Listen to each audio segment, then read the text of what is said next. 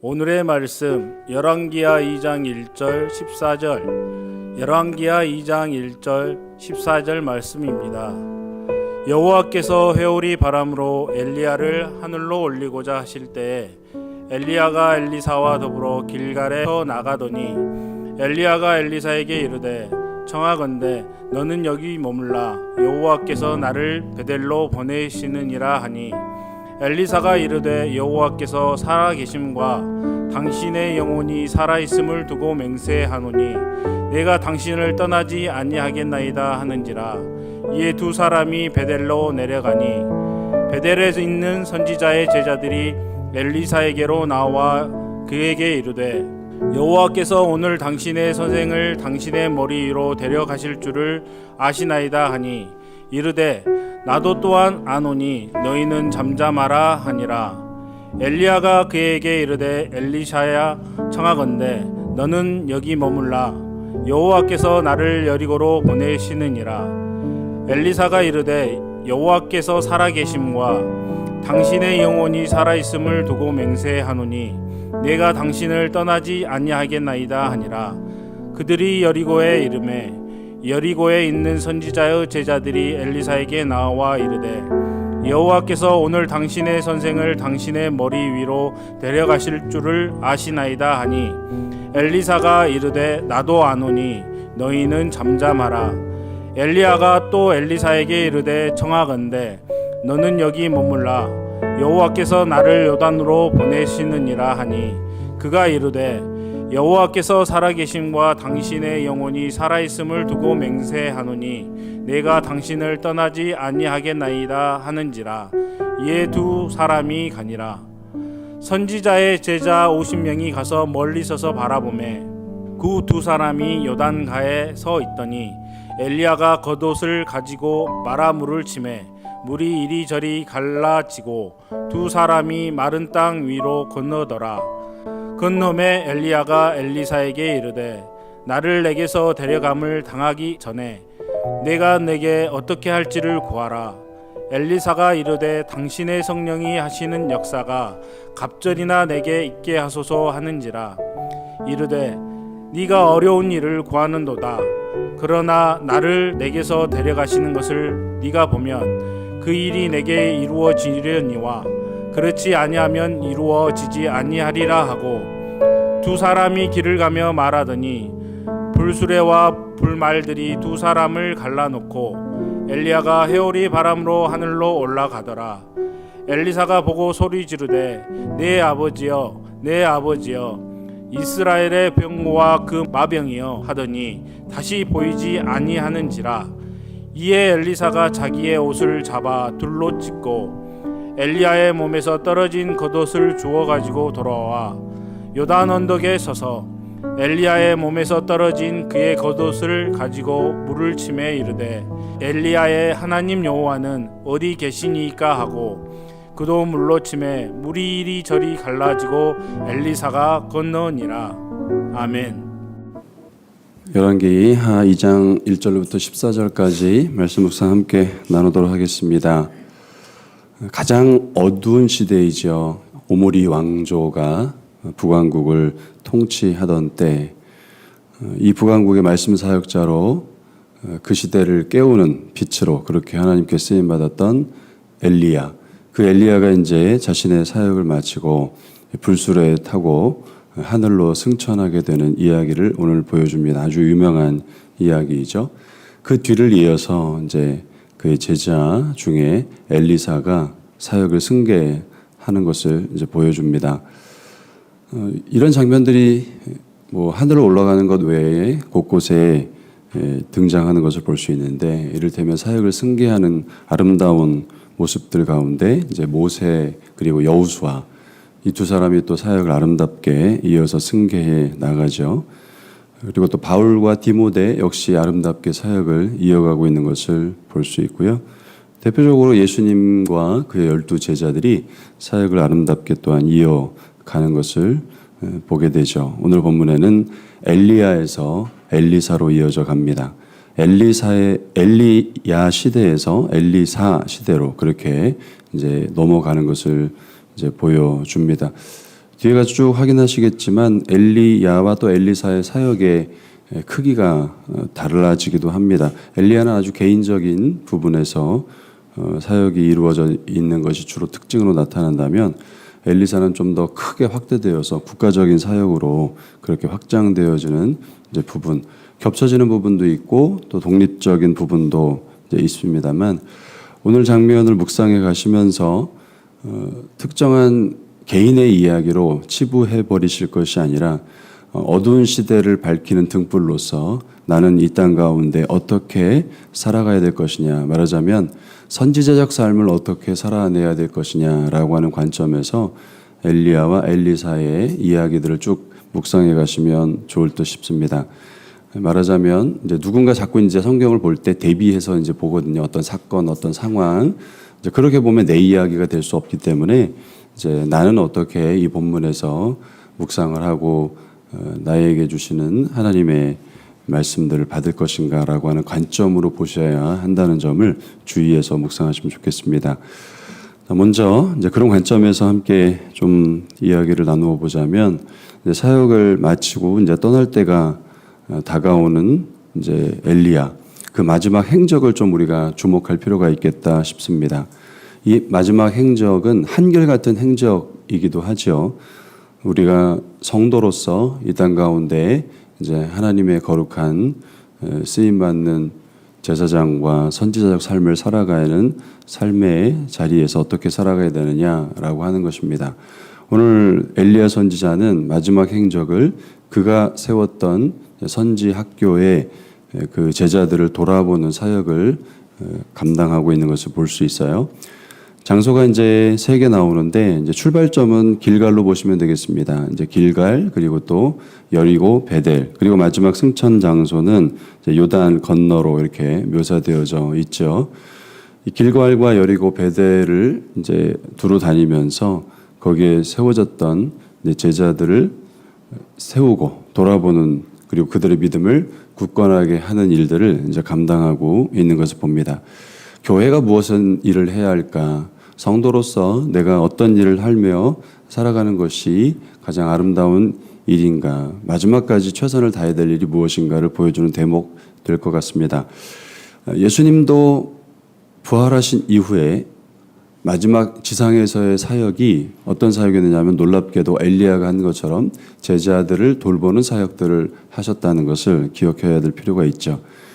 예수님은 엘리야로 묘사되죠. 여러 장면에서. 마지막도 엘리야와 같이 그 제자들을 다니면서 말하자면 이제 오늘날로 말하면 신방 찾아간다라고 하는 의미인데 그렇게 찾아가서 그들의 믿음을 굳건하게 세워 주시는 것을 이제 볼 수 있어요. 자, 이 일이 과연 목회자들만의 일이냐? 그렇지 않다는 거죠. 교회든 그리고 또 목회자이든 성도이든 교회 가운데 세워진 리더이든 해야 될 마지막까지의 한결같은 일은 무엇이 되어야 하느냐? 건물을 세우는 것이 아니라 자신의 치적을 세우기 위해서 노력하는 것이 아니라 사람을 돌보고 사람을 세우는 일에 우리는 부름받았다라고 하는 것을 잊지 않아야 될 것 같아요. 이 땅에서 우리가 남겨야 할 흔적이 무엇일까라고 하는 질문, 그것은 한 사람 한 사람 그 믿음이 흔들리지 않도록 이제 붙들어지는 것, 붙들어내는 것, 이것이 우리의 할 일이어야 한다는 것을 오늘 말씀을 통해서 우리 마음속에 이제 새기게 됩니다. 어제 일이 되어야 되고요, 오늘 일이 되어야 하고 하나님이 나를 부르시는 그 순간까지 되어져야 될 일입니다. 교회가 자꾸 외형적인 것에 집중을 하면 교회의 힘을 잃어버리게 되는 것 같고요. 또 교회가 왜 존재하는지를 잃어버리게 되는 것 같아요. 오늘도 엘리야는 한 사람 한 사람을 다시 그 믿음을 고치시켜주고 세워주는 아름다운 일에 헌신하고 있는 것을 봅니다. 마지막까지 우리가 해야 될 일은 바로 이것이다 싶습니다. 건물을 세우거나 치적을 남기기 위해서 몸부림치는 것이 아니라 영혼을 세우는, 특히 흔들리는 사람들이 참 많이 있잖아요. 우리 믿음이 좋을 때도 있지만 어떤 삶의 위기를 만나면 사실 제자들은 지금 앞에 열왕기 상에서 만났었던 장면을 보면 이제 바알 선지자들에 의해서 바알 숭배자들에 의해서 상당히 공격을 받고 위축되는 일들. 그래서 바알에게 무릎 꿇지 않은 7천여 명이 남겨진 가운데 있는 사람들이죠. 자신의 정체를 드러낼 수 없었던 시대가 이런 시대라고 할 수 있는데 두려워하고 또 때로는 그런 일들을 겪게 되면 내 믿음이 무슨 의미가 있는가라고 하는 회의와 의심에 빠지기도 합니다. 흔들리는 사람, 두려워하는 사람, 회의와 의심에 빠진 사람들, 그 사람들을 돌보는 것이 나의 일이어야 하고 우리의 일이어야 하고 교회의 일이어야 하고 또한 목회자의 일이어야 한다라는 생각 들어요. 다시 말씀드리지만 목회자 한 사람의 일이 아니라 우리 모두가 그렇게 선지자적 삶을 감당해 가는 것. 선지자라고 하는 것은 결국에는 말씀으로 일으키는 자라고 하는 그의 사역의 내용이 되지 않겠습니까? 우리가 예수님처럼 삼중직을 이 땅 가운데서 물려받은 사람, 계승한 사람들이라고 하는 관점에서 본다면 예수님의 삼중직이 뭐예요? 왕, 그리고 제사장, 선지자잖아요. 이 삼중직을 우리가 계승했단 말이죠. 목회자 일이 아니란 말이죠. 세상 가운데 살아가는 성도 한 사람 한 사람이 교회로서 그렇게 해야 될, 감당해야 될 일이란 말이죠. 그래서 이 일을 누군가가 해야 될 일이라고 치부해 버릴 것이 아니라 내가 감당해야 될 일들. 말하자면 우리 셀 리더만 돌아보는 게 아니라 서로 돌봐야죠. 성경에 서로 돌아보아 사랑과 선행을 격려하라 그랬지. 우리 리더가 해야 될 일이지. 우리 엘리야가 해야 될 일이지. 우리 목사님이 해야 될 일이지. 그러지 않았다는 거죠. 건강한 교회, 강력한 교회는 이렇게 사람을 돌아볼 줄 아는 교회, 사람의 믿음을 세워줄 줄 아는 교회가 되어야 한다는 것을 다시 한번 우리가 되새겨 보았으면 좋겠고요. 오늘 또 이렇게 이어져 가는 과정 가운데 동행자가 나오는데 대비가 돼서 나와요. 방관자가 있고 동행자가 있는 것을 봅니다. 방관자라 할 때는 세 지역에 이 엘리야의 신방을 받고 있는 여러 제자들의 무리를 이제 보여주는데 이들의 상태는 그렇게 좋아 보이지 않는 상태라고 할 수 있어요. 특히 7절에 그들의 상태를 묘사해 주고 있는데 같이 한번 읽어보겠습니다. 선지자의 제자 50명이 가서 멀리 서서 바라보매. 자, 지금 두 사람의 행적을 지켜보고 바라보고 있는 사람들이 이제 등장을 하는 것을 볼 수 있습니다.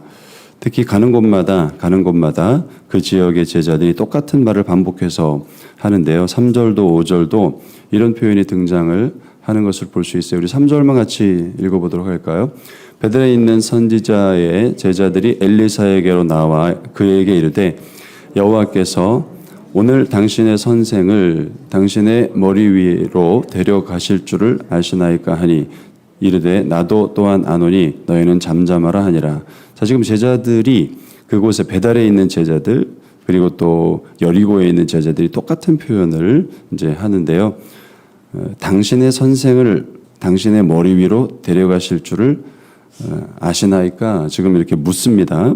이 말은 약간 비아냥거리는 것이기도 해요. 지금 선생이 떠날 때가 다가왔는데 넌 뭐 하고 있냐? 라고 하는 의미가 담겨 있는 것입니다. 가만히 보면 거꾸로 니들은 뭐 하고 있어? 이렇게 질문이 들어져요. 지금 엘리사는 뭐 하고 있었어요? 너 따라오지 마 라고 말했는데 지금 가는 곳마다 계속 함께 동행을 하고 있는 거죠. 정작 지금 멀리서 방관자처럼 7절에 그게 특징 지어줘서 표현하고 있어요. 멀리 서서 바라보기만 할 뿐, 말만 무성할 뿐, 함께 하는 자리에는 서 있지 않는 것을 이제 보여준다라고 할 수 있어요. 반면에 엘리사는 어떻게 하느냐? 굳이 따라오지 말라고 말했는데도 불구하고 그 여정을 함께 동행하고 있는 것을 봅니다. 뭐라고 그랬어요? 나는 떠나지 않겠습니다. 내가 당신을 떠나지 아니하겠습니다. 라고 하면서 그 길에 동행하고 또 수행하고 끝까지 함께 하고 있는 것을 봅니다. 우리 자신에게 이 묵상을 통해서 던져보아야 될 질문입니다. 우리의 리더들, 아마 여러 장면, 여러 곳에 우리의 리더들이 있을 거예요. 리더들은 의외로 외롭습니다. 상당히 외로운 자리가 리더의 자리입니다. 그 외로운 자리에 있는 리더들, 떠나기만을 간절하게 바라고 있는지 아니면 끝까지 함께 동행하면서 그렇게 서주고 있는지 외롭지 않도록 괴롭지 않도록 살펴주고 함께 동행하는 여정 가운데 있는지를 돌아볼 수 있기를 바랍니다. 끝까지 수고를 알아주고 공로를 기억해주고 외롭지 않도록 괴롭지 않도록 곁에 서주는 자 얼마나 아름다워요. 그런 아름다운 사람이 저와 여러분이 되셨으면 좋겠습니다. 삶의 자리 여러 곳에 여러분의 리더들이 계세요. 회사에 가면 사장님이 있고 자칫하면 아부하는 듯 보일 수 있겠지만 순전한 마음으로 그들을 살펴주는 것 때로는 리더를 내가 살펴줘 이런 생각 가질 수 있겠지만요. 그렇지 않더라고요. 의외로 외롭고 의외로 고독한 자리 거기가 리더의 자리인데 마지막까지 함께 있어주는 아름다운 동행의 발걸음이 되었으면 좋겠어요. 그리고 마지막 우리 묵상할 수 있는 부분은 이렇게 끝까지 함께 동행한 제자 엘리사에게 놀라운 하나님의 은혜가 부어지는 것을 볼 수 있어요. 그에게 기회가 주어지고 또 은혜가 이제 부어지는 것을 볼 수 있는데요. 9절 말씀 같이 읽도록 하겠습니다. 건너매 엘리야가 엘리사에게 이르되 나를 내게서 데려감을 당하기 전에 내가 내게 어떻게 할지를 구하라. 엘리사가 이르되 당신의 성령이 하시는 역사가 갑절이나 내게 있게 하소서 하는지라. 자, 지금 이런 말이죠. 내가 너한테 뭐 해줄까? 외롭지 않도록 그렇게 끝까지 동행해준 이 엘리사에 대하여서 엘리야가 내가 너한테 해줄 수 있는 게 뭐가 있을까? 너 뭐 해주면 좋겠어? 이렇게 이제 말합니다. 그런데 단 한 가지를 구하죠. 어떤 것을 구했어요? 당신의 성령이 하시는 역사가 갑절이나 내게 있게 하소서. 사실 이것은 엘리야가 줄 수 있는 게 아니죠. 그래서 네가 어려운 일을 구하는도다라고 하는 말을 이제 하는 것을 이제 보게 되는데요. 엘리사가 이런 요구를 했다라는 것을 가만히 우리가 관찰을 해보면 희한한 요구이다라는 생각이 들어요. 엘리야에게 받을 수 있는 게 의외로 많이 있을 수 있잖아요. 뭐 재산을 넘겨받을 수도 있고 아니면 사역의 노하우 이럴 땐 이렇게 하는 거야 라고 하는 경험치 이런 것들을 넘겨받을 수 있지 않을까 싶어요. 그런데 그런 건 됐고요. 저한테 정말 필요한 것은 우리 선생님 안에 역사하셨던 성령의 역사가 내게 갑절이나 있기를 원합니다 라고 그렇게 구하고 있더라 라고 하는 겁니다. 저는 이 엘리사가 정확하게 구했다는 생각이 들어요. 교회는 누가 주인이시고 누가 운행하세요? 성령이 주인이시고 성령이 운행하시는 거예요. 우리와 함께 하시고 우리 가운데 역사하시는 성령께서 일하시는 거죠. 정말 구해야 될 것을 정확하게 구했다. 성령께서 그와 함께 하시고 그 시대에 맞는 성령의 역사가 그를 통하여서 이루어져 가는 일이 무엇보다 중요한 거죠. 말하자면 성령의 임재가 있어야 하는 것입니다. 놀랍게도 엘리사가 그것을 이제 구했더라라고 하는 것입니다. 예수님께서 예수님의 제자들에게도 동일하게 말씀을 하세요. 그리고 예수님의 제자들 역시 동일한 것을 구합니다. 뭘 구하죠? 오실 것을 기다리라. 오실 그를 기다리라. 그렇게 말을 했고 부활승천하신 이후에 제자들이 120명이 다락방에 모여서 뭐 했어요? 그분이 오실 때까지 간절하게 기도하고 있죠. 그래서 우리 지금 올해 계속 금요일날 기도회 때 마지막 기도를 그 기도로 하고 있지만 어떤 일이 일어났어요? 성령이 그 120명 각 사람 위에 머물러 있게 되는 임재 역사가 나타나게 되는 것을 볼 수 있어요. 성령께서 오시니까 교회가 강력해지기 시작하고 강력한 성령의 놀라운 역사가 나타나는 것을 볼 수 있더라라고 하는 거예요. 교회는 성령의 역사가 사라지면 자꾸 외형적인 것에 집중을 하게 되어 있어요. 건물이라든지 아니면 하는 여러 가지 기술, 뭐 세상으로 말하면 마케팅이라고 말할 수 있을 텐데 그것으로 교회를 어떻게 키워가겠다라고 하는 인본주의적 생각이 자리를 잡는 것을 볼 수 있습니다. 교회 성령의 역사가 없어지면 그야말로 귀신의 집이 될 수 있는 겁니다. 얼마든지 그렇게 될 수 있는 게 교회인 거죠. 우리 왕 같은 제사장으로서 그리고 예수님의 우리에게 이어가게 하시는 선지자직을 감당해야 될 세상 가운데의 삶에 있어서 필요한 능력은 무엇인가? 경험이나 노하우가 아니라 성령이 나와 함께 하시는 것이다. 성령께서 나를 사로잡으시는 것이다. 성령의 충만을 받는 것이다. 라고 하는 것. 나 자신을 위해서도 그렇게 기도하셔야 되고요. 교회 공동체를 위해서도 그렇게 기도하셔야 하겠습니다. 이것이 답입니다. 이것이 우리의 인생을 하나님의 능력으로 충만하게 해서 그분의 원하심이 나를 통해서 머물고 또한 이루어져 가게 하는, 사실 100명이 있다면 100명 이 120문도에게 각 사람 위에 성령이 임하셨다라고 하는 표현이 등장을 하잖아요. 그것은 왕 같은 제사장으로서 또 선지자로서 삶의 모습이 다를 수밖에 없는 것이고, 성령은 같은 성령이신데 우리 각 사람 안에 있는 개인의 능력을 통해서 아름다운 하나님의 나라가 삶의 자리에 이루어지게 하시더라라고 하는 것. 엘리사는 정말 구해야 할 것을 구했고 우리 역시 이것을 구할 수 있기를 바랍니다. 어떤 걸요? 당신의 성령이 하시는 역사가 갑절이 내게 있게 하소서. 여러분이 맡은 교회 안에서의 직임들, 그리고 또 교회 밖에서의 세상 속에서의 직임들, 우리는 똑같은 무게감을 가지고 살아가야 되는 거예요. 교회 안에서 일만 소중한 게 아니고요. 교회 밖에서 일이 오히려 더 소중하다는 거죠. 그것도 역시 성령이 역사하시는 갑절의 은혜가 내게 있어야 그 모든 일들을 통해서 하나님 나라가 이루어지는 것을 믿습니다. 그 아름다운 나라를 이루어가는 저와 여러분이 되시기를 바랍니다. 마무리 기도하고 묵상 시간 마치도록 하겠습니다. 사랑의 하나님 감사합니다. 오늘 엘리야에서 엘리사에게로 아름답게 사역이 승계되는 장면을 묵상합니다. 나에게 하나님이 그렇게 세상 가운데에서 선지자적 삶을 살게 하시는 것을 믿습니다. 누군가 외로운 리더의 곁에서 외롭지 않도록 함께 동행해 줄 줄 아는 아름다운 발걸음이 되게 하여 주시며, 오직 성령의 충만을 받아서 그 사역을 그리고 그 일들을 아름답게 이어갈 수 있는 복됨을 누려가게 하옵소서. 온전히 하루를 의탁하며 예수님의 이름으로 기도드립니다. 아멘.